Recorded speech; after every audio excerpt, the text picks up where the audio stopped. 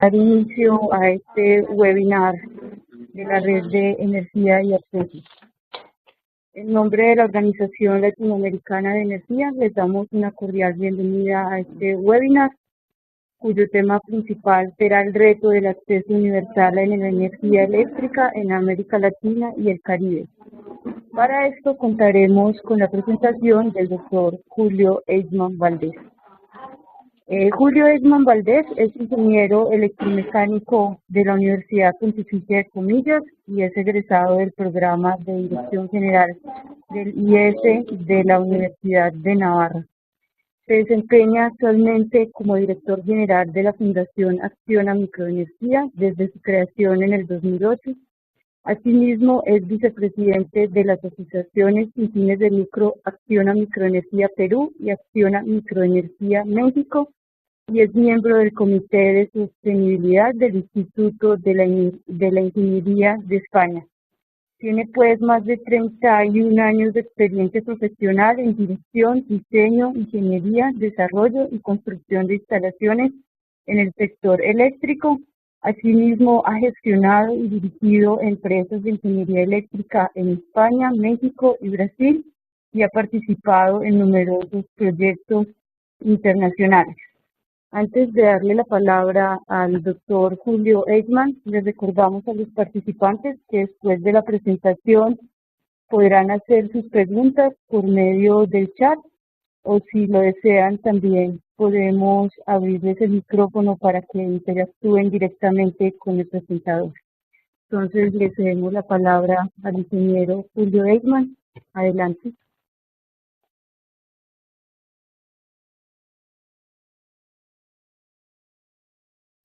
Julio, ¿me escucha? Sí, gracias, Adiela. Tomo la palabra. Buen día a todos. Mi agradecimiento en primer lugar a OLADE por su invitación para presentar este webinar y a todos ustedes por su interés en participar y que espero no defraudar. A lo largo de los siguientes minutos vamos a ir viendo, vamos a ver si logro pasar, vamos a ir recorriendo este índice. En primer lugar, voy a presentar muy brevemente la organización a la que represento, que es la Fundación Acción a Microenergía, y voy a compartir con ustedes cómo veo la situación actual de acceso eléctrico en América Latina y el Caribe, qué particularidades presenta la problemática de acceso universal en esta región y por dónde creo que apuntan las posibles soluciones, para acabar con un resumen de conclusiones. Bueno, Fundación Acción a Microenergía, participa en las organizaciones cuyos logos están aquí. En primer lugar, quiero hacer una referencia a Energía Sostenible para Todos. Es la iniciativa de Naciones Unidas para conseguir antes del 2030 el objetivo de acceso universal a la energía, entre otros dos objetivos más. Y en esta iniciativa participamos con compromisos específicos que están recogidos en la página web de la misma. Participamos en la red de profesionales de acceso universal, donde intercambiamos opiniones, puntos de vista, etcétera. Y el presidente de la Fundación es miembro del Consejo Asesor de Energía Sostenible para Todos. Por lo tanto, nuestro compromiso es firme con esta iniciativa. Por otro lugar, somos miembros también de la Alianza para la Electrificación Rural. Es la única organización de electrificación rural con energías renovables a nivel mundial. También participamos en Energías Sin Frontera, que estamos en el patronato y es una fundación que se dedica al acceso universal a la energía y al agua, también con importantes proyectos y actividades desde hace 10 años en Latinoamérica. Y mencionar Global Leap porque apoyamos esta iniciativa, resultado de las reuniones ministeriales de energía limpia, y porque impulsa el desarrollo de equipos y artefactos de muy alta eficiencia y bajo coste, compatibles con sistemas fotovoltaicos. Y este es un mercado que es incipiente y que necesita estos impulsos para lograr dispositivos que se puedan conectar en sistemas fotovoltaicos aislados. Y por último, y no menos importante, y muy relevante yo diría para este caso, somos firmantes de los principios de constitución de la Plataforma Latinoamericana de Energía Sustentable y Equidad, en la que se agrupan organizaciones de la sociedad civil que estamos trabajando sobre el terreno para el acceso universal en América Latina y Caribe. Actualmente lo constituyen hasta organizaciones de 12 países diferentes. ¿Quiénes somos? ¿Quién es la Fundación Nacional de Microenergía? Bueno, pues es una fundación corporativa del grupo empresarial español Acciona, y las características principales que fijan su identidad son, en primer lugar, que como fundación nos alineamos con las líneas estratégicas de negocio de la empresa, es decir, estamos polarizados en lo que sabemos hacer, y eso nos lleva a haber desarrollado iniciativas de acceso a servicio básico eléctrico con energías renovables, porque una de las líneas estratégicas de negocio del grupo son las energías renovables, otra es el agua, otras son las infraestructuras en general y también los servicios. La segunda característica es que apostamos por la sostenibilidad a lo largo de la vida de los proyectos donde intervenimos.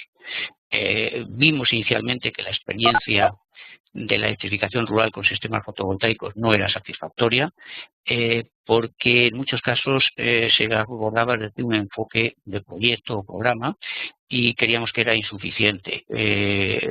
Por lo tanto, asumimos un enfoque de servicio y eso nos lleva a desarrollar microempresas sociales de servicio como proveedoras del mismo. También creemos que el esquema de participación del usuario o de las comunidades usuarias debería estar basado en una relación de derechos y deberes, y por eso impulsamos a que los gobiernos modifiquen sus marcos regulatorios considerando esta solución de facilitar acceso a la energía. Y esa es la razón de ser de las dos microempresas que tenemos operando, Acciona Microenergía Perú desde el 2009 y más recientemente Acciona Microenergía México desde el 2012. La tercera característica es que nos priorizamos en comunidades rurales aisladas. Entendemos que es apoyar a los más necesitados, aquellos donde las soluciones convencionales de redes no van a llegar, y ahí es donde focalizamos nuestra actividad. Y por último, como no podía ser de otra forma, colaboramos con otros porque los problemas graves, la única forma de abordarlos es compartiendo soluciones y agrupando esfuerzos. ¿Qué es lo que hacemos? Pues, como he citado brevemente, Acciona Microenergía Perú, estamos presentes en Cajamarca, a punto de conseguir el objetivo del programa que iniciamos en 2009 llamado Luz en Casa, y ese objetivo no era otro que demostrar que es viable, sostenible financieramente y asequible para las personas de muy bajos ingresos el proveer del servicio eléctrico básico mediante energías renovables a poblaciones donde no está previsto que lleguen las redes. Esperamos terminar este año suministrando electricidad a unos 15.000 cajamarquinos con mediante 3.000 instalaciones. Por otro lado, en Oaxaca, en México, estamos en una alianza público-privada con el Gobierno del Estado y con la cooperación española, desarrollando el programa Luz en Casa Oaxaca para iluminar los hogares de los pobladores de pequeñas localidades de menos de 100 habitantes, donde no está previsto que lleguen las redes, donde no está dentro de los planes a 10 años de Comisión Federal de Electricidad. Es un modelo de provisión de servicios diferente completamente del de Perú, y los equipos están basados en almacenamiento de ion litio e iluminación LED, es decir, utilizando las últimas tecnologías y probando su resultado en sitios remotos y aislados. Es lo que hemos llamado pequeños sistemas fotovoltaicos domiciliarios.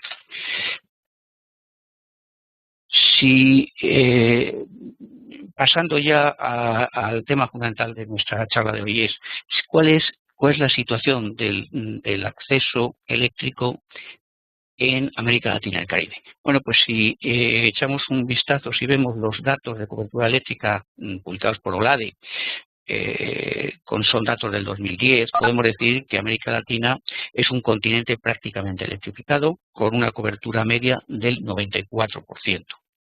Por supuesto, se descuelga Haití, con una cobertura insuficiente, claramente, y un grupo de países, por otro lado, que están entre 65 y 90% de cobertura, donde es necesario continuar o intensificar los esfuerzos de electrificación.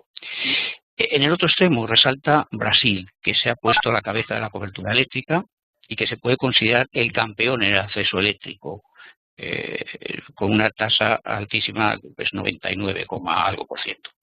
Pero si miramos la situación de los países de América Latina y el Caribe desde el punto de vista de exclusión eléctrica, observamos un panorama algo diferente. Observamos este panorama. Por un lado tenemos en este gráfico la población sin acceso eléctrico, en millones de personas, y los diferentes países. Lo más llamativo es que estamos hablando de 34,5, 4,7 creo que exactamente, los millones de personas sin acceso al servicio eléctrico, tanto por la fuente como habíamos citado, de OLADE, como también el climascopio que ha sido recientemente publicado en una iniciativa del BID y Bloom. Bueno, pues estamos hablando de una cantidad de personas que es superior a toda la población de un país como Perú, por ejemplo. O sea, toda esa cantidad de personas no siguen iluminándose con las velitas, con las lámparas de queroseno o con pilas. Esto por otro, bueno, lo que vemos, si clasificamos un poco esto, vemos que la aportación esperable de Haití es muy significativa. Estamos hablando de casi 9 millones de personas en Haití que no tienen acceso a la energía. Como en otros aspectos, este país requiere un planteamiento específico en el acceso a los servicios eléctricos y un tratamiento muy especial y relevante. Yo no sé hasta qué punto, desde que pasó de las noticias con el tema de los terremotos, pues el tema Haití está desapareciendo de la agenda, y yo creo que en estos datos y en cualquier otro dato se recoge como una situación grave que habría que atender. Aparte de Haití, y sorprende mucho la aportación más relevante de 6 países. Estamos hablando de Perú, Brasil, Guatemala, Bolivia, Honduras y México, que cada uno aporta más de 2 millones de sumidos energéticos, y que en conjunto creo que están alrededor de 15 millones, ahí lo pongo, en conjunto están alrededor de 18 millones. Muy significativo, Brasil, 3,4 millones de brasileños que actualmente no tienen acceso a energía. Caso paradigmático porque han hecho un grandísimo esfuerzo. Mediante el programa Luz para Todos se ha avanzado mucho, pero se está encontrando con una dificultad muy importante. El programa Luz para Todos, su objetivo era que el 2015 conseguir acceso universal a la energía. El 2015 está a la vuelta de la esquina y, según algunos opinan, será difícil de eliminar estos 3,4 millones, y fundamentalmente la dificultad que aparece es porque no se dispone de modelos de suministro de energía para estas comunidades que en un gran porcentaje están en la Amazonía, en sitios bastante remotos. Y por otro lado está México, 2,3 millones de millones de personas, donde tampoco tienen acceso a la energía. Esto llama un poco la atención. La pregunta que nos haríamos al tenor de todo esto es: ¿por qué países con economías tan potentes como la brasileña o la mexicana tienen dificultades en llegar al acceso universal? Ya sabemos que es difícil, pero bueno, son países que pueden y deberían. Si recogemos la información publicada por la Agencia Internacional de la Energía, lo que ellos prevén es que si América Latina, que lo evalúan en 31 millones, estos datos no coinciden con los anteriores de OLADE y los del BIDEN, pues, pero bueno, estamos en el margen. Yo creo, hay opiniones, hay gente que opina que estamos hablando de más de incluso los 34 millones, porque la dificultad de tener bien contabilizado algunos grupos que están dentro de esta falta de acceso. Pero si consideramos en torno a esos 31 millones y seguimos haciendo las cosas, el ritmo de electrificación tal como estamos llevándolo a cabo hasta ahora, es decir, con el mismo nivel de intensidad de esfuerzo, en el año 2030, pues esos 31 millones se habrán reducido a 10 millones de latinoamericanos. Bueno, esa es una apreciación que para mí me resulta difícil, porque seguir igual ritmo significa aumentar mucho el nivel de esfuerzo, porque los colectivos que quedan sin acceso a la energía son mucho más costosos económicamente y mucho más costosos también de grado de dificultad para acceder a ellos. Por lo tanto, yo diría que posiblemente fueran muchos más los que se quedarían otra vez marginados. Lo relevante también de esto es que estamos hablando de que toda esa población, el 74% es rural. La exclusión claramente se concentra en las zonas rurales, igual que ocurre con la pobreza, y es aún más pronunciada en el caso, y mucho más pronunciada y más severa, en las comunidades indígenas. O sea que dentro de los rurales, la parte de comunidades indígenas se ven muchísimo más afectadas. De toda el colectivo sin acceso a la energía, el 87% está en la zona rural, que corresponde con una cobertura en zona rural de un 74%.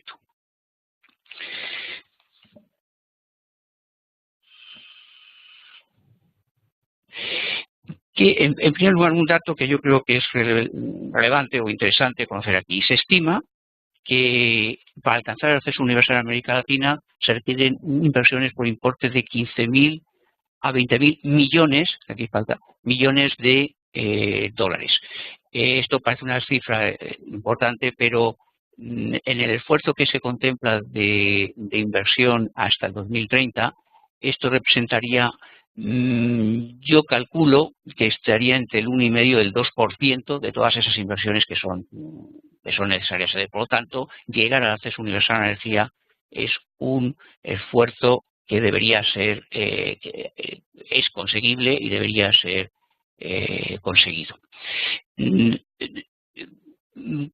Continuando con el tema de la fusión eléctrica, hablamos de que se centra en zonas rurales, remotas, de difícil acceso y con gran dispersión, y a esto le hemos llamado las comunidades rurales aisladas, para entendernos.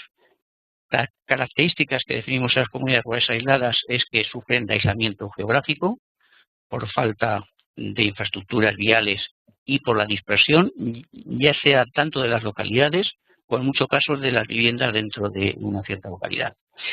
Unas características socioeconómicas determinadas por niveles bajos de ingresos, una exclusión o desamparo de las autoridades responsables de la provisión de servicios, es decir, en muchos sitios los estados no llegan a estas comunidades, carencia de infraestructuras de suministro de agua, saneamiento, energía y telecomunicaciones, servicios básicos, no tanto, curiosamente, no tanto telecomunicaciones, que con la telefonía móvil el grado de penetración ha sido bastante importante, pero el resto de servicios básicos sí se ven muy deteriorados, y un bajo nivel de asistencia en salud, educación y cultura. No sé si se puede ver bien esta foto. Es un valle en la sierra de Perú, a 4.000 metros de altura, y se puede ver que esta localidad pues tiene la gran dispersión de viviendas que tiene. Claro, llegar ahí con redes significa una complejidad importante de ir alimentando cada una de estas viviendas. Desde el punto de vista del suministro eléctrico, ¿qué implica todo esto que estamos diciendo? Pues las condiciones de suministro eléctrico, en primer lugar, estas comunidades tienen por vivienda muy bajo consumo, utilizan 2-3 horas una bombilla de muy baja potencia, acostumbrado a la vela, que es equivalente a un lumen, están utilizando pues 25 vatios en muchos casos, o de eso, que les da mucha más iluminación, pero lógicamente es un consumo desde el punto de vista de red ridículo. Requiere, en el caso de ir con redes, alta inversión debido a la dificultad de acceso y a la alta dispersión, dificultad también que se presenta en cuanto a altos costes en la operación y el mantenimiento, condiciones climáticas difíciles, condiciones de acceso difíciles, por lo cual los costes de operación y mantenimiento. El resultado de esto es que no es prácticamente viable llegar a estas comunidades con redes. Y en algunos casos donde se ha hecho el esfuerzo de llegar con redes, el resultado es que para la distribuidora que gestiona aquello es un negocio ruinoso, porque lo que está cobrando por tarifa apenas, con seguridad, no llega a cubrir ni siquiera los costes de operación y mantenimiento, por supuesto la inversión nada, y entonces la reacción ante una empresa comercial lo que hace es dejar de atenderlos el mantenimiento, con lo cual la población se siente todavía más perjudicada porque ha llegado a tener luz, pero ante una incidencia resulta que está 15 días, un mes sin luz. Entonces, esta situación se resulta de alta conflictividad social. Por lo tanto, por donde veo yo que van las soluciones, la solución técnico-económica más adecuada en estos casos, va enfocada hacia un nuevo modelo de provisión de servicio, nuevo modelo que se basa en un modelo tecnológico referente a sistemas aislados, ya sean microrredes o domiciliarios, según el grado de concentración de las viviendas, con energías renovables, un modelo de gestión donde apunto hacia microempresas, proveedoras del servicio con participación activa de las comunidades, de los beneficiarios, porque en estos entornos ellos son los que tienen mayor conocimiento de cómo hacer frente a las dificultades y cómo autoorganizarse en muchos casos, y de eso es lo que hay que aprender dentro del modelo de gestión.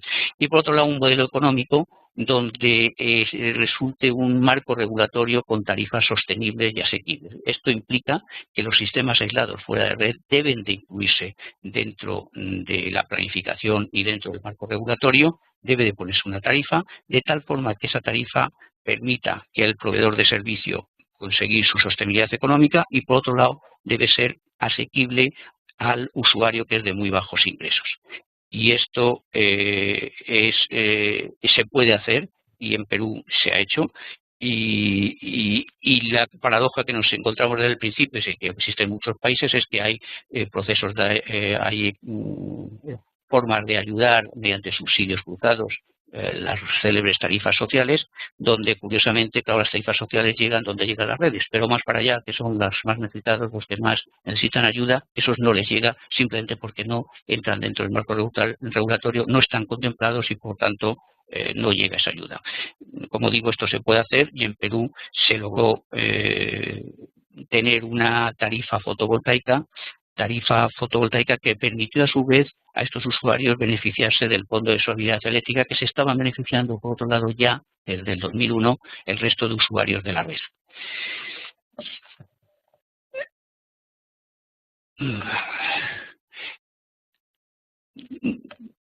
Otro puntal que me parece importantísimo para el acceso universal. Creo que conseguir este acceso a corto y medio plazo implica trabajar coordinadamente administraciones públicas, iniciativa privada y sociedad civil, asumiendo una responsabilidad compartida pero diferenciada. Es decir, con planes coordinados y con acciones y programas mutuamente acordados y con seguimiento mutuo. Esto comprendo que es difícil, pero estamos ante un problema importante para mucha gente y no hay más remedio que actuar de estas formas. Desde el punto de vista de administraciones públicas, ¿qué es lo que es su responsabilidad específica? Pues prioridad en el acceso universal en la política energética, con planes multianuales y seguimiento, en definitiva un pacto de Estado que vaya más para allá de las legislaturas, porque esto se contempla una visión a largo plazo, compartida independientemente de quién esté en el gobierno en ese momento. Por otro lado, planificar todas esas actuaciones, identificando la demanda y escogiendo la mejor solución para cubrir dicha demanda, donde se consideren los sistemas aislados. Hasta ahora, en muchos casos, encontramos con planificación donde los sistemas aislados no están contemplados. Hay que contemplar los sistemas aislados y proveer de sistemas renovables aislados en aquellos casos donde las redes sean insuficientes o no lo más adecuado. Regular también los sistemas renovables, tal como hemos dicho, considerando sus peculiaridades. Esto posibilita el acceso a subsidios antes vetados, como he explicado antes en el caso de Perú. Y desarrollar, por otro lado, la normativa específica de estos sistemas. En cuanto a la iniciativa privada, pues estamos hablando de emprendedores, de empresas sociales, incluso de empresas comerciales, porque creemos que en algunos aspectos esto ya puede entrar, organizado el mercado, pueden entrar empresas comerciales que aporten oferta y soluciones a problemas concretos. En definitiva, la iniciativa privada tiene que aportar innovación, cofinanciación, flexibilidad en los planteamientos. En definitiva, yo entiendo que deben entrar nuevos actores dispuestos a abordar este tipo de problemas. Y por otro lado, la sociedad civil, imprescindible, debe de asumir la tarea, el tema como un tema prioritario, poner el foco en el problema. En muchos casos vemos que en cuanto se identifica el problema, se pone el foco y ya está resuelto el 50%. Dedicar parte del conocimiento de nuestras universidades sobre este problema. Hay interés por parte de las universidades, hay que contactar problemas con universidades y formas de resolverlo. Hacer partícipes a ONGs de este enfoque y, sobre todo, muy especialmente, es imprescindible que la participación activa de las comunidades afectadas. Una participación efectiva y una participación desde el principio, no solamente recibiendo resultados, sino desde el enfoque de diseño. Cosas adicionales que creo por donde pasan soluciones.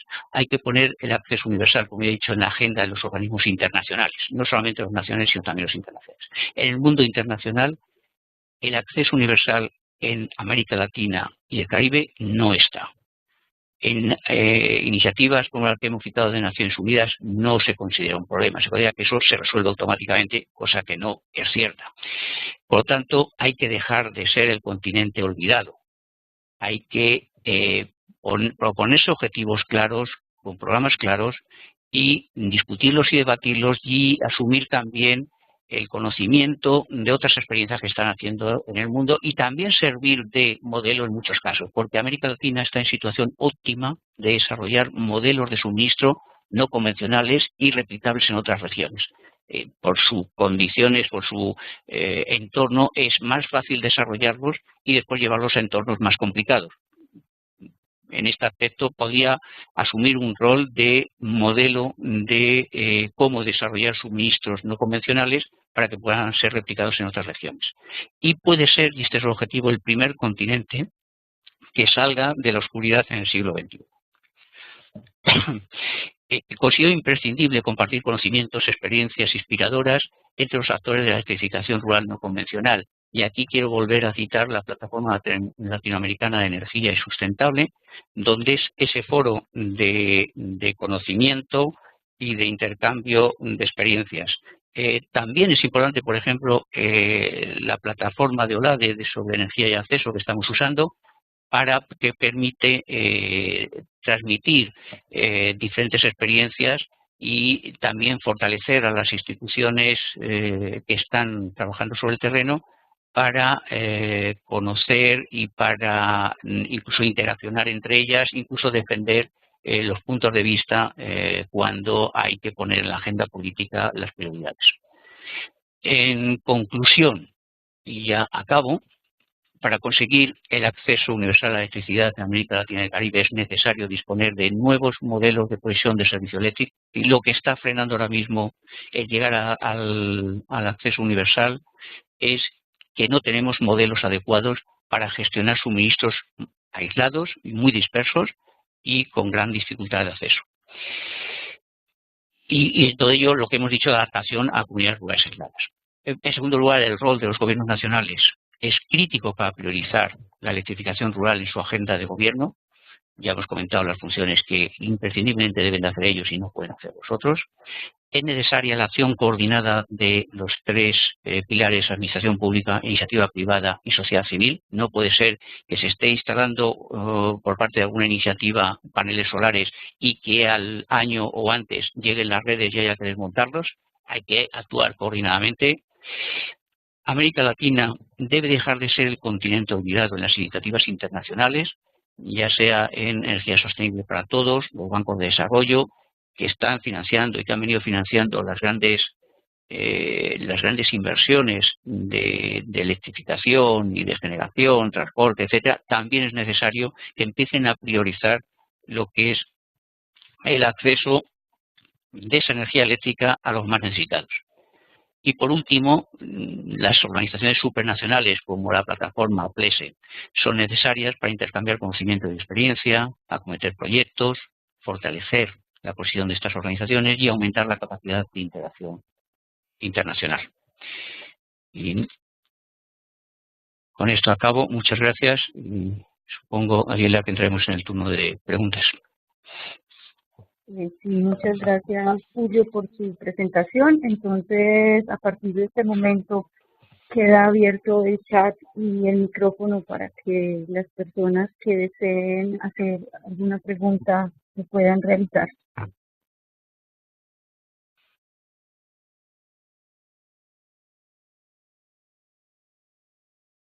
Bueno, creo que mientras tenemos las preguntas, mientras se animan a realizar las preguntas, me gustaría, Julio, que nos comentara un poco sobre, digamos, que este tema que has mencionado la falta de acceso a la electricidad se combinaría con otros tipos de exclusión, como ya lo has dicho, tales como, digamos, la pobreza, y dentro de estos tal vez la vulnerabilidad al cambio climático. Sí, bueno, sí, sí, perdón. podríamos mirar esto como, digamos que esa problemática como parte de todo este instrumental para el desarrollo, para esta economía del desarrollo que tiene como reto la región. ¿Cuál sería digamos, la relación entre estos programas para el desarrollo y estos programas de acceso universal a la electricidad? Sí, yo no he citado específicamente, pero hay muchos estudios que correlacionan claramente pobreza con todo lo que conlleva la pobreza, entre ellas la pobreza energética, ¿no? La falta de acceso. También es cierto que el acceso a la energía, y sobre todo a la energía básica que estamos hablando, iluminación, equipos de comunicación, etcétera, es un acceso que por sí mismo mejora las condiciones claramente de pasar de una vela, con lo que significa de emisión de humos, de riesgos de incendio, etcétera, a pasar un aparato eléctrico, una luz eléctrica, pues se modifican claramente las condiciones de vida, pero no es condición suficiente para sacar a la gente de la pobreza. Es decir, hay que hacer más cosas. En algunos casos la electricidad se puede usar para bienes productivos, pero no en todos los casos. Y bueno, pues eso ayuda, pero insisto, es condición necesaria, pero no suficiente. Hay que mover otros parámetros. Es cierto que las condiciones de vida se mejoran drásticamente. Yo, unos casos que me llamó mucho la atención, pues nunca había pensado en ello, es en una escuela hablando con un profesor de una escuela, comentaba, mire usted, no sabe lo dificultoso que es preparar las lecciones al día siguiente con una velita. Es que prácticamente se queda uno dormido, la luz se mete, o la luz no, los humos se meten en los ojos, es imposible conseguir atención y termina uno con los ojos cansados y prácticamente sin preparar las clases del día siguiente. Que como una cosa tan trivial como es una luz eléctrica que no emita humo, por tanto y tal, puede tener una repercusión importante en la preparación de las clases y por tanto en la educación de los niños. Por tanto, yo creo que hay muchos estudios. Nosotros estamos a punto de culminar, mejor dicho, el BID, el Banco Interamericano de Desarrollo, un estudio de impacto en las zonas donde hemos electrificado desde hace unos años y zonas nuevas y comparar, y bueno, publicaremos los resultados o publicarán ellos los resultados y veremos, mediremos ese impacto que a veces es difícil de medir. Pero ese sería el planteamiento. Después has hecho referencia al cambio climático, es otro tema importante y grande que no he querido meterme en ello. Por supuesto, el tema de cómo se ven afectados, pues también está muy documentado, quién se va a ver más afectado. Lógicamente, siempre el escalón más débil de la cadena es el que rompe, y en este caso ya sabemos quiénes son los más débiles. Pero hay un tema que, que yo creo que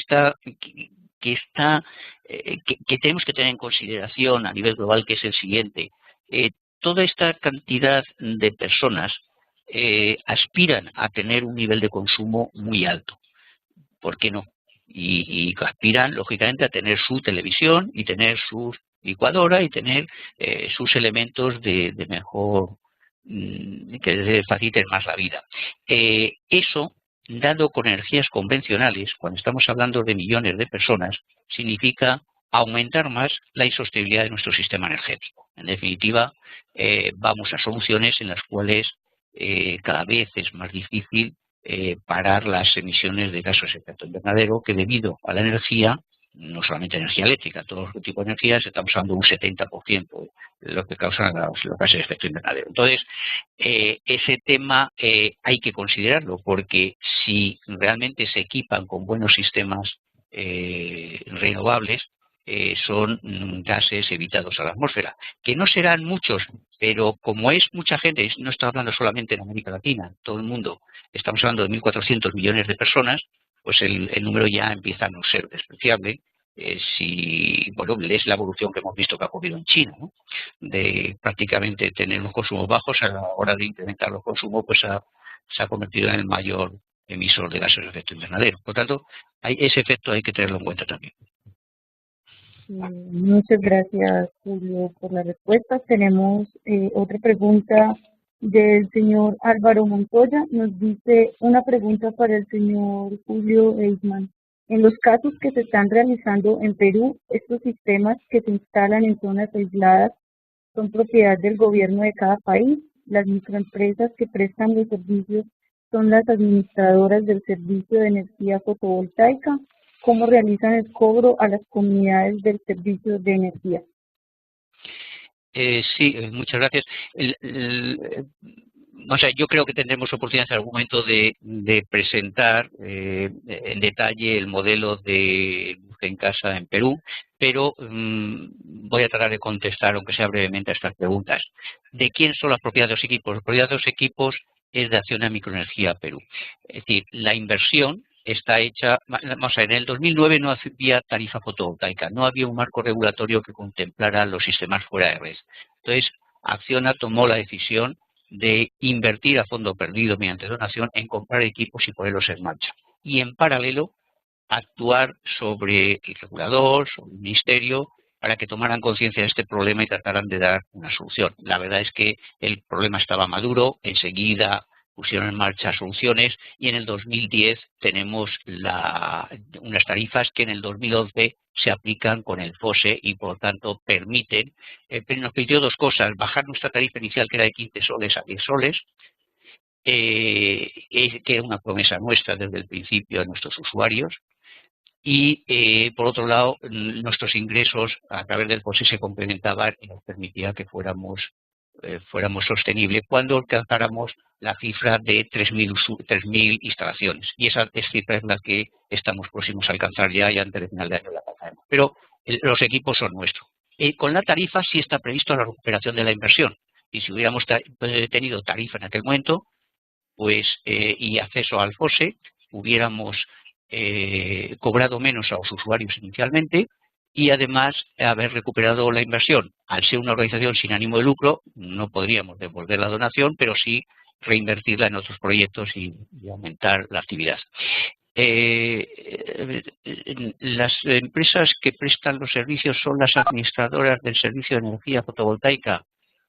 Sí, claro, o sea, en este caso la microempresa que es Acciona Microenergía Perú es la que administra el servicio de energía. En definitiva, la que si hay alguna avería la avisan, lo resuelve, repone el servicio y hace la gestión de cobro. La gestión de cobro, ¿cómo se hace? Aquí participan muy activamente las comunidades. Ellos tienen una gran experiencia de cómo resuelven sus problemas, tienen comités. En este caso nosotros propiciamos la formación del comité de electrificación fotovoltaica, están reconocidos por las municipalidades, y este comité hay un tesorero que se ocupa de recoger una vez al mes que se reúnen la cuota, y en muchos casos el usuario puede ingresarlo en una sucursal de un banco cuando vaya al mercado el fin de semana o lo que sea, pero en muchos casos lo que hace el tesorero es ingresarnos nosotros directamente en nuestra oficina. Es un punto de equilibrio razonable que nos resuelve un problema muy grave en estos casos. Muchas gracias, Julio. Tenemos la siguiente pregunta, creo que ya ha sido contestada. No sé si usted quiera hacer alguna aclaración. Dice, me refiero a las tarifas por familia, ¿cómo se han definido? Sí. Dados los, bueno, es un poco diferente, dados los bajos ingresos de estas comunidades. Sí, vamos a ver, las tarifas las define Osinermin, el regulador, y las define en base, estas son las primeras tarifas debido a un estudio que hace de un distribuidor o un proveedor de servicio eléctrico eficiente, y empieza a calcular todos los costes en que implica y los actualiza, incluso los costes de inversión, y por eso llega a un resultado en función de 3 zonas diferentes: costa, selva o sierra, y en función también hay 4 sistemas posibles. El sistema más económico sería el de 50 vatios, después hay otro de 80, otro de 160 y otro de 240. Hay 2 que suministran en continuo y 2 que suministran en alterno. Entonces, en función de todo eso, saca las tarifas, y ese es el precio máximo que se puede cobrar. De ese precio máximo, un porcentaje, que en este caso para sistemas aislados fotovoltaicos es el 80% viene a través de un subsidio cruzado que pagan con un recargo los que consumen más de 100 kilovatios hora. Y el resto, el 20%, es el que paga el usuario. Eso, bueno, es algo más de 10 soles con el IVA, con el IGB correspondiente. Nosotros lo hemos redondeado también. En esto hay que tener cuidado porque hay que ir en pos de la facilidad. Lo hemos redondeado a 10 soles y es lo que vienen pagando desde el 2011 que se instituyó este sistema. O sea que el cálculo corresponde al SINAMIN. El SINAMIN cada 4 años lo revisa y dice: usted, como máximo para este servicio puede cobrar esto. Muchas gracias, Julio. La siguiente pregunta dice: ¿por qué menciona a América Latina y el Caribe como el continente olvidado para programas como Free for All y otras iniciativas? Porque no está presente, sencillamente. O sea, nosotros tenemos la participación, tiene una cierta lógica. No está presente, quiero decir que el problema grave está en África en cuanto a acceso a energía y, lógicamente, los esfuerzos se concentran en África. Pero 34 millones de personas son muchas personas para tenerlas olvidadas. Por eso digo que es el continente olvidado. ¿Y por qué digo que Sea for All no se contempla? Bueno, hay como 3 programas de impacto en función de los 3 objetivos. En ninguno de ellos, por ejemplo, en el acceso a energía no hay ninguno, en ningún país de América Latina. Bueno, también es cierto que las organizaciones latinoamericanas no han sido activas en este tema. Yo creo que ahí es donde hay que hacer planteamientos con objetivos claros y con actividad clara a nivel internacional. O sea, prácticamente nuestra presencia en el Consejo Asesor de Sea for All pues no aparece, no aparece América Latina para nada. Por eso digo que es el continente olvidado y no debe de ser el continente olvidado. Muchas gracias, Julio. Tenemos acá un participante, Carlos, que quiere tomar la palabra para hacerle una pregunta. Adelante, Carlos. Muchas gracias, primero. Solo quiero hacer un par de comentarios. El primero sobre esto que menciona del lugar de América Latina como continente olvidado.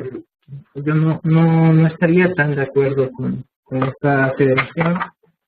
Creo que más bien América Latina tiene un papel muy importante que jugar como la región que, como bien menciona el funcionario de acceso universal, frente a las otras 2 grandes microrregiones de África y Sudeste Asiático. Pero bueno, le comento esto desde donde tengo el gusto de poder comentarle, que es el Centro RENUMA de Acceso a la Energía en Dinamarca. Y pues comentar que América Latina está muy presente en la discusión de acceso a la energía, particularmente a partir de 2 mecanismos, que es el Sea for All, en donde tenemos presencia a través de la coparticipación de México con Noruega en el desarrollo de la Agenda por 2015 en materia de energía. Y la otra es que afortunadamente OLADE también participa en algunas reuniones del Consejo. Entonces, creo que más bien habría que pensar en cómo potenciar esa experiencia latinoamericana para ser replicada en otras regiones, y con las grandes experiencias que hay y en las que, por ejemplo, Energías Sin Fronteras y la ESID han participado. Y el otro comentario es, bueno, el comentario y pregunta: ¿qué opinión le merece también el tema de energía, acceso a la energía en zonas urbanas, periurbanas, en donde, si bien no es tan grande como en las zonas rurales, es un problema creciente y que por la falta de datos no se ve tanto? ¿Qué opinión le merece? Sí, bueno, yo puedo estar muy conforme y puedo estar muy de acuerdo en que la forma políticamente correcta de expresar es que la presencia de América Latina como continente en los organismos internacionales debe potenciarse bastante más. Esa es mi impresión. Eso no quita que haya experiencias puntuales. Nuestro compromiso se centra en América Latina y hay otros y hay bastantes actividades. No hablemos de GIZ, etcétera, etcétera. Sí, todo eso existe, pero falta articulación y falta objetivos comunes y falta, a mí me parece, o o sobre todo diría, es necesario incrementar el esfuerzo en esos temas. Pero bueno, es una opinión. El otro tema sobre la pobreza energética urbana y periurbana, bueno, es el otro, bueno, como dimensión de problema, parece que es inferior, según los datos que hemos ido viendo. Ahí se distinguía entre cobertura urbana y periurbana, y también, por supuesto, la forma de abordarlo y solucionarlo es muy diferente, ¿no? A veces hay problemas administrativos, simplemente las propiedades de donde están asentadas las ubicaciones, tal, impide que se te formalice determinados acuerdos. Ha habido avances muy importantes desde la época de las primeras privatizaciones, donde se ha reducido mucho lo que llaman eufemísticamente las pérdidas comerciales o pérdidas técnicas en algunos casos. Yo creo que se han ido reduciendo bastante y sobre todo la metodología de reducirlo es completamente diferente, requiere una voluntad, yo creo, muy grande de diálogo. Ha habido conflictos importantes en las zonas periurbanas de las grandes urbes, donde se han resuelto una vez que se han sentado, han visto cómo se podían resolver, y entre las tres partes estas que hemos dicho, entre muchas veces el distribuidor, el usuario y la administración, han llegado a acuerdos que han sido satisfactorios. Por tanto, yo diría por ahí hay que avanzar lógicamente también. Muchas gracias, Julio. Tenemos entonces dos personas que están solicitando la palabra para participar, Juan Carlos Mendoza y Fabio. Empecemos entonces con Juan Carlos Mendoza. Adelante con su pregunta. Gracias. Ya era la anterior. Ya me hizo favor de contestar el primero.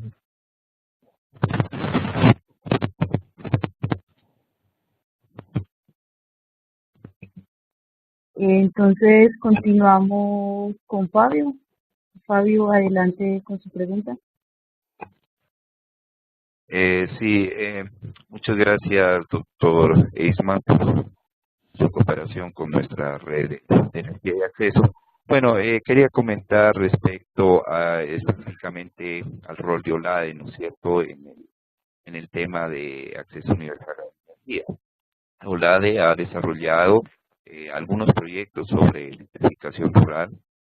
No negamos que es la falta de acceso universal a la energía en la región es un problema complejo, que hay mucho por hacer, ¿sí? Pero se han desarrollado algunas iniciativas, ¿no? Se están llevando a cabo algunas iniciativas sobre este tema. Entonces, programas, una de las líneas de acción principales de OLADE es justamente este tema, ¿no? Y para muestra está este botón de la plataforma de expertos, donde se pretende porque se intercambien experiencias, ¿no?, sobre el tema. Quería comentar también que tenemos un catálogo de proyectos bastante amplio con la cooperación canadiense en este momento sobre el desarrollo energético sostenible en América Latina y el Caribe, que por supuesto contempla también el tema de acceso universal a la energía. Entonces, quizás es un tema complejo, un problema complejo que requiere mucho esfuerzo todavía por parte de tanto de los gobiernos como de los organismos internacionales, pero sí se está caminando para una solución. Muchas gracias. Sí, si me permite, yo estoy de acuerdo, se hacen cosas y se hacen muchas cosas. Yo echo de menos una cosa muy específica, que es, de muchas iniciativas, he tratado de seguirle la pista al cabo de 4 o 5 años, y hay muy poco publicado. Es decir, no se sabe cómo resulta esa iniciativa. Efectivamente, hay mucha información de lo que yo digo el concepto proyecto, que es vamos a hacer, hemos hecho, lo hemos instalado, está en servicio y adelante. En algunos casos he tenido la oportunidad directa de conocer qué es lo que pasaba los días después o los años después. Por ejemplo, en sistemas aislados con fotovoltaica, el cambiar la batería, que se puede producir al cabo de 3 a 5 años, es un costo el más relevante de todo el sistema. Y ahí, en muchos casos, se muere esa iniciativa. Por lo tanto, yo diría que No quiero decir que en todo, ni mucho menos. Yo he seguido más la específica de sistemas fotovoltaicos y es curioso, hay muchos países donde se han instalado muchos sistemas fotovoltaicos. Desgraciadamente, muy pocos perviven más de 5 años. Muy pocos. Y se pierden en la noche los tiempos, es decir, que ahí hay que entrar con lupa, preguntar, enviar mails, decir, oye, y aquello que pasó, tal, y con suerte hay alguien que contesta y decir, bueno, no, esto lo sustituimos ya, pusimos un grupo de ese, o no sé qué hicimos.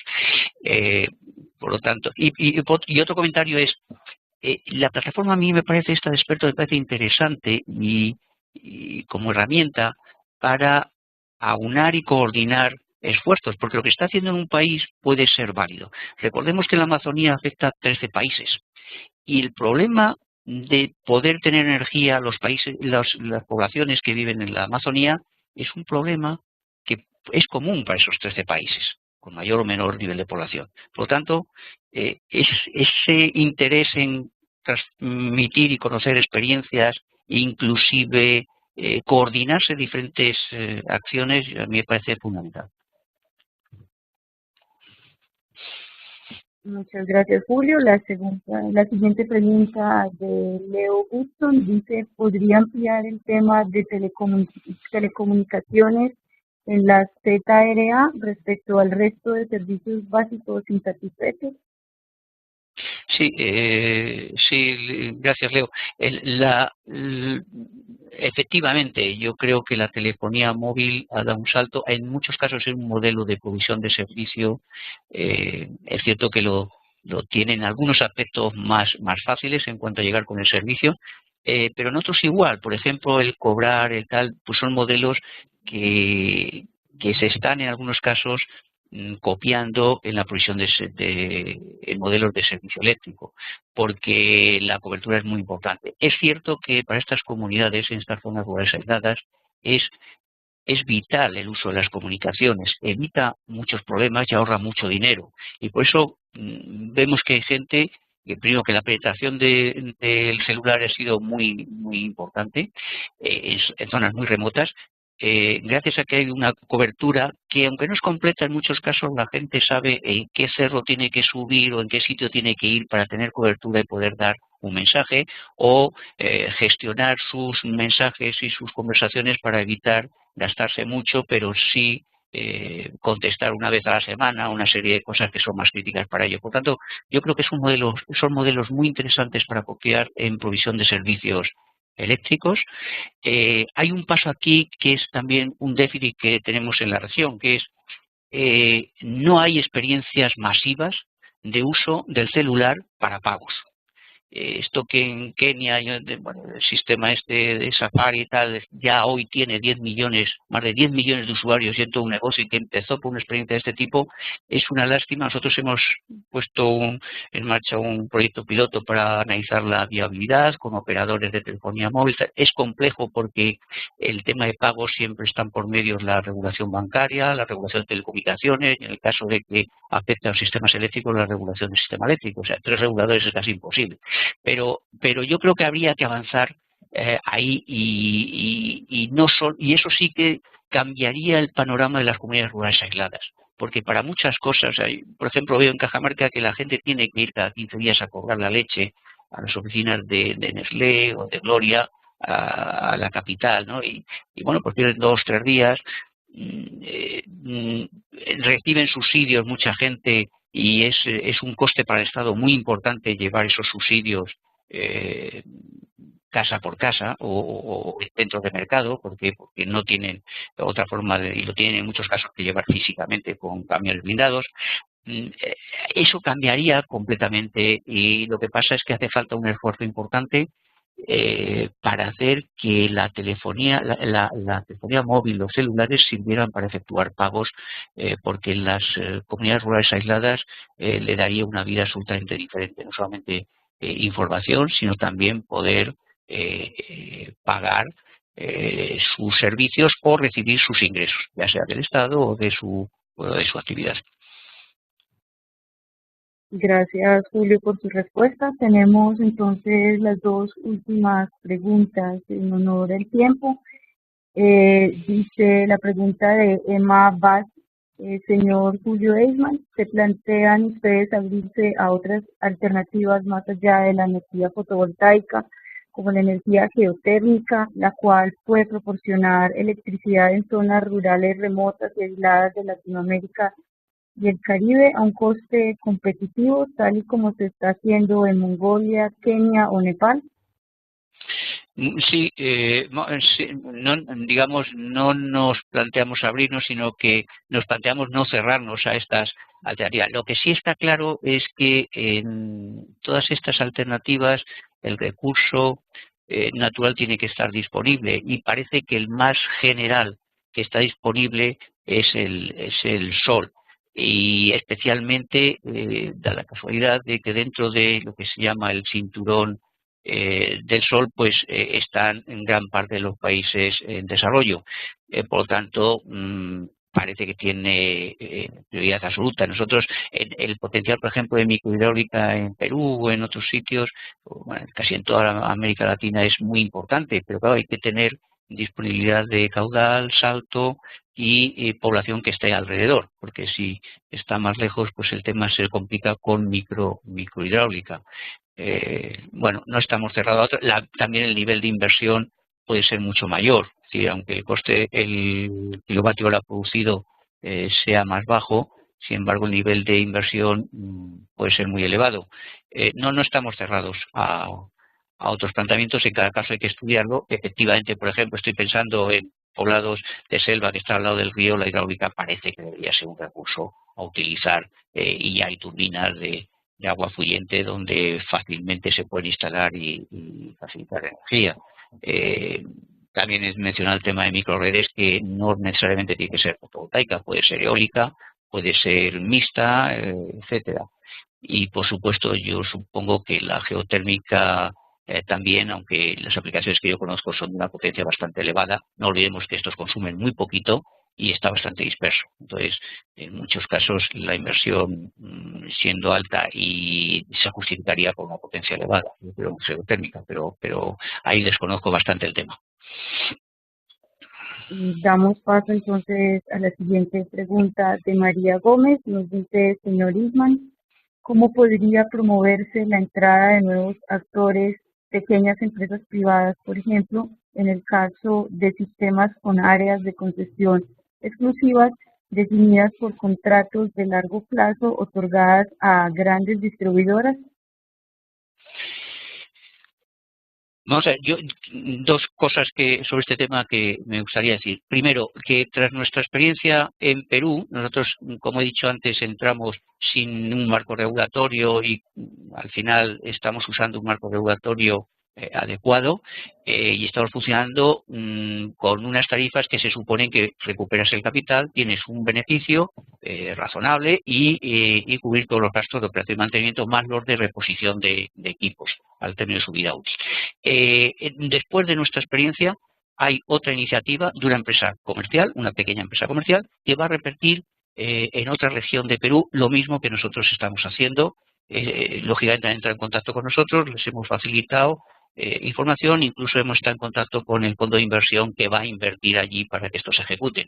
Por tanto, parece que poco a poco, eso tarda porque también depende de la difusión que se haga. Nosotros somos parcos en difundir porque nos gusta difundir resultados y no lo que vamos a hacer, y bueno, los resultados están a punto de culminar y ya estamos en fase de eso, pero bueno, son iniciativas que funcionan. Y por otro lado, ahora actualmente el gobierno de Perú tiene una subasta abierta para instalar 500.000 sistemas fotovoltaicos, bueno, hasta 500.000 sistemas fotovoltaicos, dividiendo el país en tres regiones, norte, centro y sur.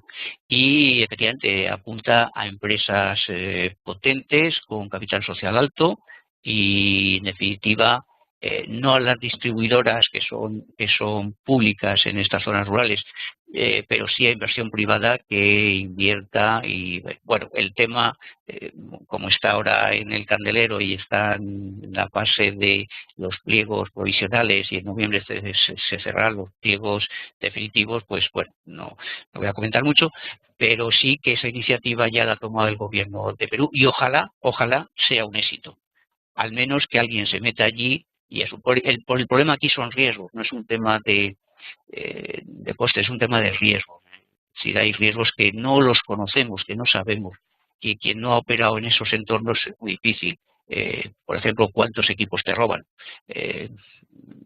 ¿Cómo se puede acceder a determinados sitios donde se necesitan más de 7 horas andando para llegar a las casas? ¿Cómo se puede dar suministro a ese tipo de densidades? ¿No? Entonces, cosas de ese tipo no es tan claro. Y después el volumen es muy importante. Esto prácticamente significa instalar con el programa que se tiene muy ajustado a la legislatura, que esto es un problema, pero bueno, significa que hay que instalar 12.000 cada 3 meses. 12.000 cada 3 meses es muy complejo. Nosotros 3.000 nos ha costado mucho más. Gracias, Julio. Tenemos por acá al señor Cipriano Marín, que desea tomar la palabra. Adelante, Cipriano.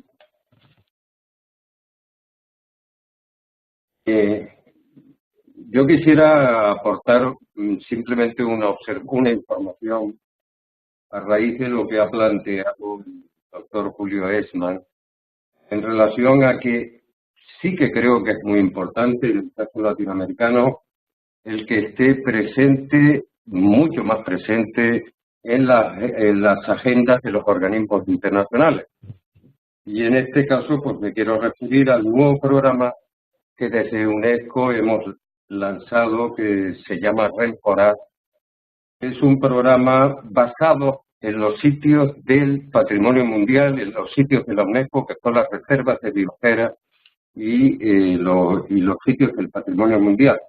Es un programa que persigue alcanzar un futuro de energía sostenible para todos los sitios de la UNESCO, porque estos lugares, por mandato, están obligados a desarrollar políticas activas en relación al cambio climático y a la sostenibilidad y a la exclusión como marco fundamental de la pobreza. Y hemos situado la exclusión de la pobreza energética en base a las renovables como aspecto fundamental de este programa. Yo creo que es muy importante lo que planteaba el doctor Julio Eisman en la línea de lo que podemos aportar.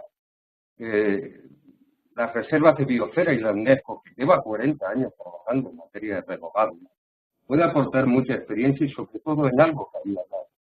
¿Qué ha pasado con muchos proyectos? Algunos proyectos han tenido éxito, otros no han tenido éxito, y nosotros a través de este programa tratamos no solo de concitar y de crear nuevas acciones, especialmente en Latinoamérica, sino además replicar.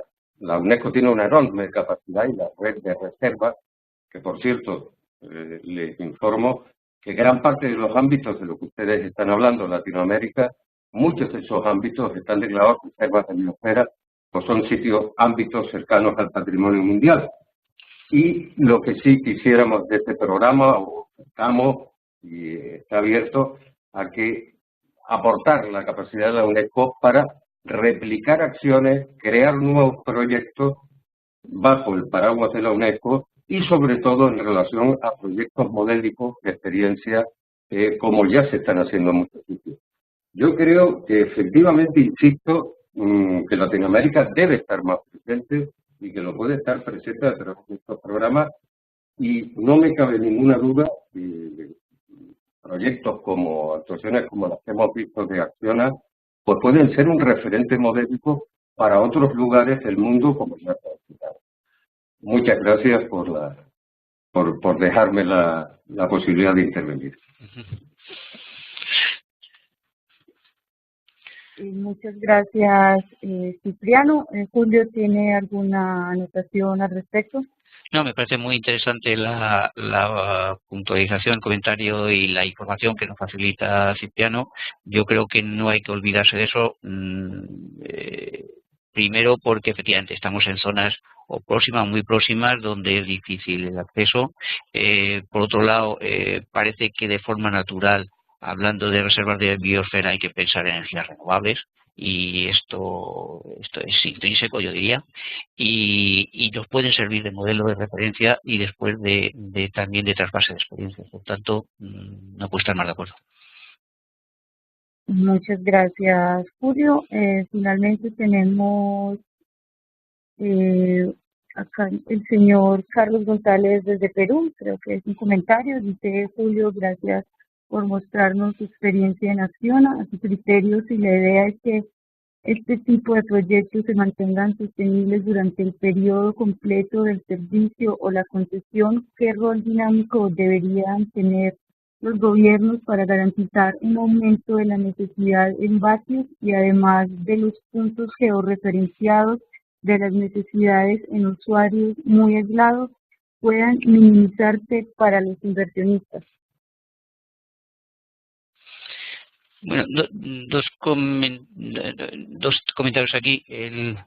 Efectivamente, pretendemos que sea sostenible durante 20 años, como para hablar en román paladino, es decir, que en definitiva más para allá nos cuesta difícil pensar y no sabemos cómo será el mundo. Incluso la tecnología va a ser diferente en 5 años en estos temas. Pero bueno, ¿qué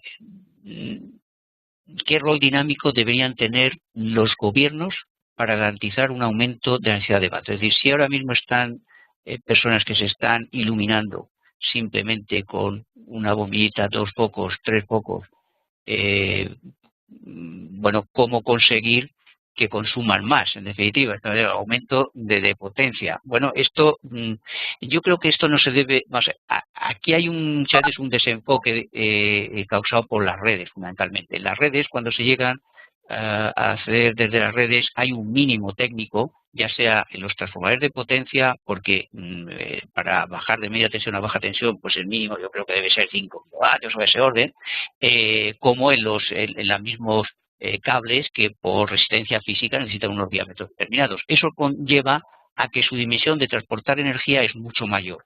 Entonces, lo que está creando es que se tienen, como es el caso de Perú, redes que están muy infrautilizadas porque llegan a la casa, pero la casa consume al final una bombillita. Entonces, el negocio es ruinoso para las distribuidoras. La pregunta, si yo fuera el distribuidor, claro, me plantearía qué puedo hacer para incentivar el consumo, como cualquier otro área, y por tanto utilizar mejor mis redes y ser más eficiente. Pero a mí la pregunta correcta no me parece esa. Me parece que la pregunta correcta es, desde el gobierno, ¿cómo tengo que hacer yo para hacer que mis administrados tengan mayor capacidad de salir de la pobreza y, por lo tanto, de incorporarse a un mundo en todos sus aspectos y de tener mayor capacidad de cubrir sus necesidades básicas? Entonces, y ahí el tema se me escapa de las manos. ¿Por qué se me escapa de las manos? Porque no es un tema del proveedor de electricidad, es un tema de desarrollo y donde influyen muchos otros parámetros. Como he dicho antes, no solo la energía. La energía es necesaria en muchos aspectos, pero no es suficiente. Requiere desarrollo en procesos productivos. Y todo eso, lo que llamamos el conjunto de desarrollo, es lo que puede llegar a dar de que genere suficientes ingresos para que la gente cubra sus necesidades pues de otra forma mejor, y en definitiva el resultado sea que necesite más energía. Estaríamos encantados que la gente necesite más energía. De los 4 niveles en sistemas fotovoltaicos que están definidos en las tarifas en Perú, prácticamente solamente se está utilizando el primer nivel. Es decir, queda recorrido. Es muy fácil, en lugar de un panel instalar 2, uno de 80 instalar 2 y llegar a 160, o duplicar la batería, en lugar de una de 100 amperios hora, poner otra al lado y que tengamos una capacidad de 200 amperios hora. Incluso, más fácil todavía en el tema de iluminación, si están usando focos ahorradores, pueden estar consumiendo, que estamos utilizando 100 vatios para 600 lúmenes, 11 vatios para 600 lúmenes. Si los modificamos por LED, prácticamente podemos llegar al mismo nivel de lúmenes con mucho menos consumo. Por lo tanto, podemos duplicar el consumo. Yo iría más, y es un poco el esfuerzo que estamos haciendo, por equipos que consuman muy poco. Hay que darse cuenta que un ordenador, una computadora convencional, en estos casos es antieconómico con un sistema fotovoltaico para alimentarlo. Es preferible quitarla y sustituirlo por un laptop, simplemente porque el consumo es mucho menor.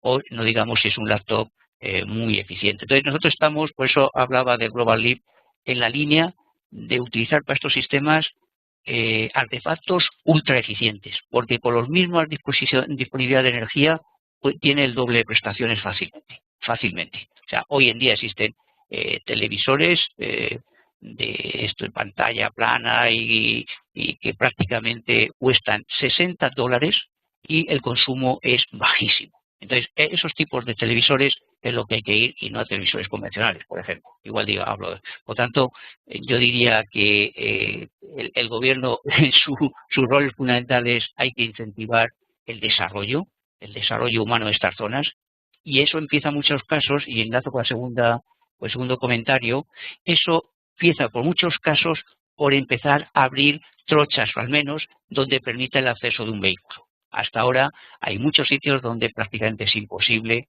acceder. Yo creo que este es uno de los grandes inconvenientes en muchos sitios, y es que nosotros, por ejemplo, unos criterios que tenemos es que al menos a la comunidad se pueda llegar mediante una movilidad, un 4x4 o algún equipo de eso, porque si no, y después hay que andar mucho para llegar a cada casa, pero si ni siquiera llegamos a la comunidad, nuestra calidad de servicio ante una incidencia va a ser muy pobre, nuestro tiempo de respuesta va a ser muy alargado y vamos a desesperar a la gente, va a decir, no, la tecnología fotovoltaica no funciona. No es que no funcione la tecnología fotovoltaica, no funciona en un modelo donde los niveles de acceso pues son mínimo, requiere cualquier intervención 2-3 días, eso sale costosísimo. Nosotros hemos llegado a pactos con algunos municipios donde ellos han abierto el camino con nuestro compromiso de llevar nosotros los paneles, y eso ha funcionado. Entonces ahí yo creo que también hay un rol importante para hacer más factible, aproximar este mundo tan aislado al resto del mundo, ¿no? Por no hablar de lo que he comentado antes del acceso mediante celulares y cobertura, y dar a celulares no solamente para hablar y enviar mensajes, sino para ejecutar acciones como es los pagos. Muchas gracias, Julio, por tu respuesta. Y damos entonces por cerrado este webinar en honor al tiempo. Nos hemos pasado un poco. Les recuerdo que este webinar está siendo grabado y será subido a la plataforma de Energía y Acceso, desde donde ustedes podrán acceder a la grabación. De igual manera existirá un foro para que podamos intercambiar opiniones sobre este tema. Les recuerdo que la próxima semana tendremos un webinar cuyo tema central será acceso universal en Brasil y el programa Luz para Todos. De esta manera seguiremos por esta misma línea del acceso universal a la electricidad. Agradecemos mucho a Julio por su presentación y a los participantes por estar conectados y por sus preguntas. Muchas gracias.